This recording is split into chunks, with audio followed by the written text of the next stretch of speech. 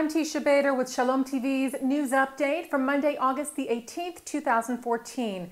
The 5-day truce between Israel and Hamas is set to expire tonight at midnight Israel time.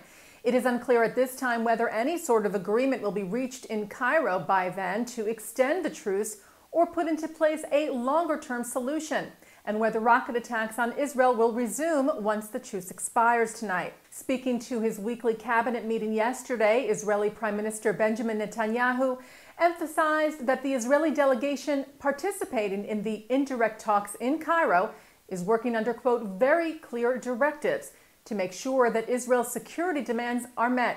He said only if there will be a clear answer to our security needs will we agree to any understandings. The Jerusalem Post reports that the Shin Bet, Israel's security agency, revealed information today about a plot by Hamas to topple the Palestinian Authority. The Shin Bet said the plot was orchestrated by Hamas overseas headquarters in Turkey and included large-scale terror attacks in Israel by Hamas and ultimately Hamas overthrowing the Fatah-ruled Palestinian Authority. The Shin Bet, who began the investigation back in May, said there were already 93 Hamas members in Israeli custody and that they had questioned 46 of them so far. And in a separate item, the Associated Press reported today that Hamas has placed dozens of Fatah activists under house arrest during the conflict in Gaza. According to the AP, Fatah officials said today that several of those activists had been shot in the legs for not staying inside their homes. The report said today's allegations from Fatah, who control the West Bank while Hamas rules Gaza, marks the first real sign of a Hamas crackdown on possible domestic dissent during the conflict in Gaza. IDF forces last night destroyed the homes of two of the terrorists behind the June 12th kidnapping and murders of the three Israeli teens Eyal Yifrach, Gilad Shar, and Naftali Frankel. The homes of Amar Abu Aisha and Hussam Kawazme were demolished, and the home of third terrorist Marwan Kawazme was not destroyed yet but was sealed off. All three are affiliated with Hamas.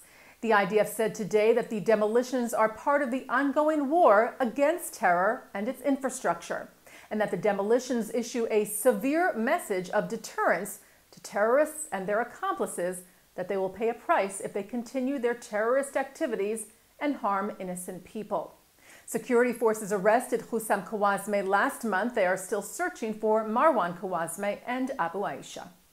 Leaders of the Conference of Presidents of Major American Jewish Organizations welcomed the recent call by U.S. Senator Chuck Schumer to remove William Shabbos as the head of the United Nations Human Rights Council probe into Israel's operation in Gaza, which alleges that Israel may have violated international law.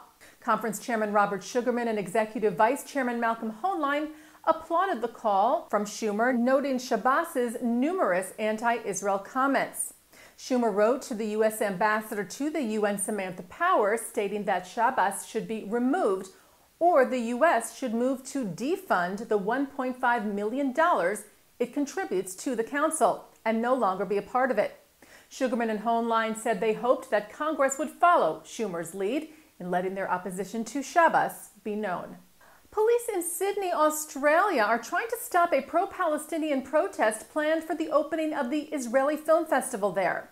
According to the report in The Guardian Australia, New South Wales police applied under the Summary Offences Act of 1988 to block the protest set by the Palestine Action Group, who in their advertisement posters for the rally accused the Australia-Israel Cultural Exchange, which organizes the festival, of being a, quote, front organization for the ruling Likud party and supports their recent massacre in Gaza. Founder and chair of the Australia-Israel Cultural Exchange, Albert Dadon, said the protesters were invited to peacefully attend the festival and watch the opening film, which is about two women, one Israeli, the other Palestinian. Dadon said they will be surprised to see that their views and their way of life are actually reflected in Israeli society, the only true, tolerant, and democratic society in the Middle East. And turning to our Shalom TV programming for Monday, August the 18th, coming up at 7:30 tonight, an evening honoring Michael Shama and Mordechai Schwartz, two distinguished members of the Palmach. the elite fighting force of the Haganah that fought in the War of Independence sponsored by the Zionism Museum of Brooklyn and Hadassah of Brooklyn.